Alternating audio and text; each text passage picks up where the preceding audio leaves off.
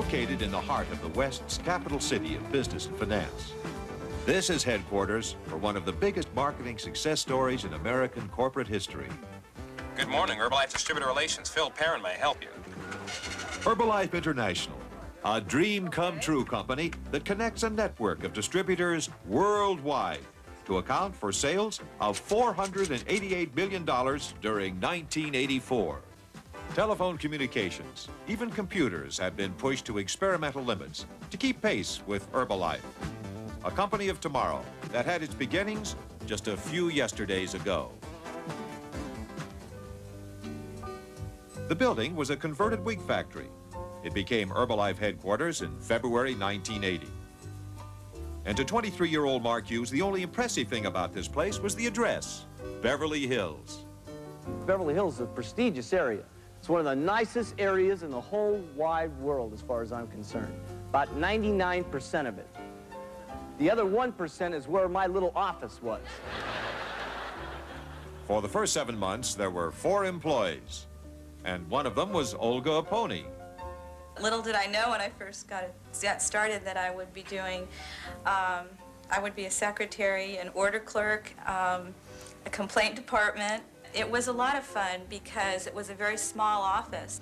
And then Mark had leased the building next to us for business opportunity meetings, and Mark would give the meetings himself at 7:45 p.m. every Tuesday and Thursday night to get people interested in the business, get people interested in Herbalife. But one thing that I really admired about Mark is his persistence and consistency and dedication to what his goal was.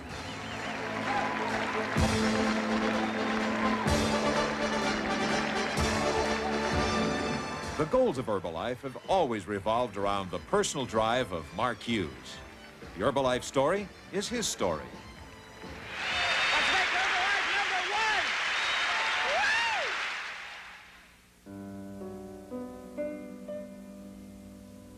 #1! Woo! My father left before I was born, so I really didn't have much of a father. I was basically brought up by my grandparents.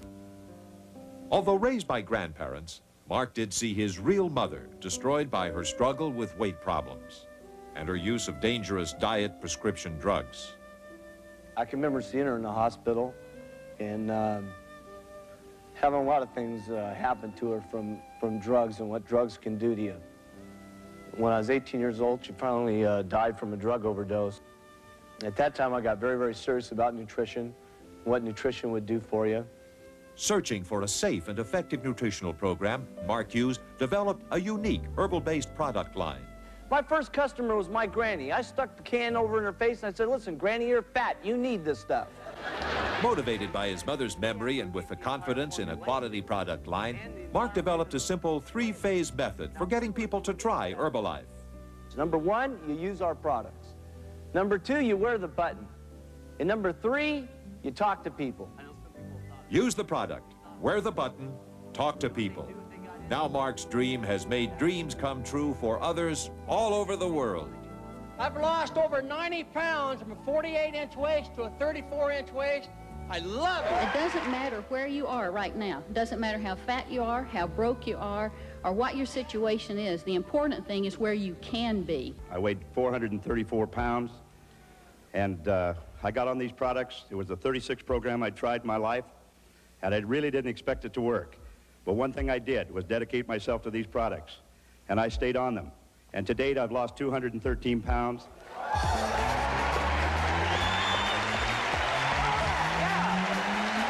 This is a success story. From a location in a former wig factory to a world headquarters in 5 years.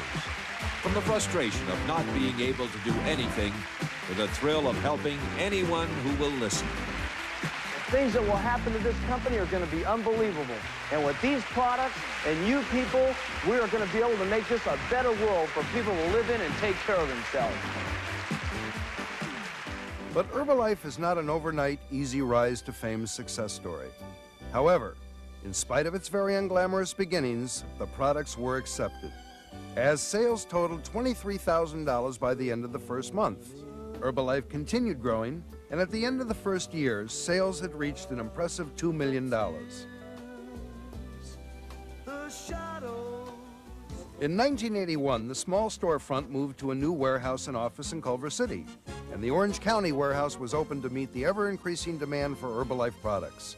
Sales for its second year jumped to $10 million. In 1982, the Calgary Distribution Center opened to answer the demand for Mark's products in Canada. The company was now Herbalife International. I live in Toronto, and altogether I've lost 115 pounds. Hello, I'm Fred Weston from Toronto, and I've lost over 42 pounds. If you're not on these products, get on them. They are absolutely fantastic.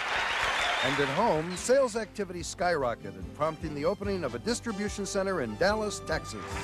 The headquarters took over more office space as well. There's no doubt Herbalife's message of good, sound, basic nutrition was being heard and acted upon. Sales for the third year reached a staggering $55 million. In 1983, Herbalife moved down under with the opening of a distribution center in Australia. It was the first venture overseas for Herbalife, and now the world was beginning to learn about Mark's new unique products and get results. They're a dangerous breed, made so watch me wallabies feed. Sales for Herbalife's fourth year more than doubled from the year before. The total, $140 million. In 1984, something happened that would open yet a bigger door for Herbalife. The company broadcast an opportunity meeting live by satellite. 33 cities in the U.S. and Canada watched as 9 Herbalife supervisors received bonus awards totaling $500,000.